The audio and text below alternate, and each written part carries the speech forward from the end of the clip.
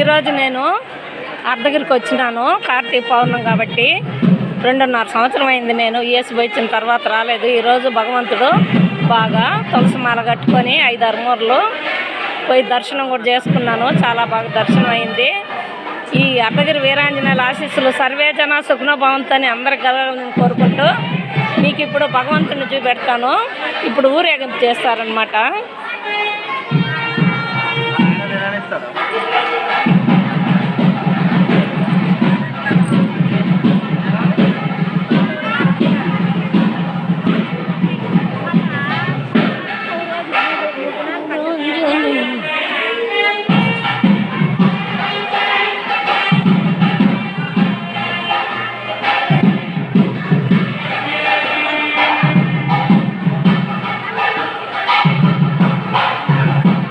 కొంచెంసేపటికి జనాలు ఎక్కువైపోతారు.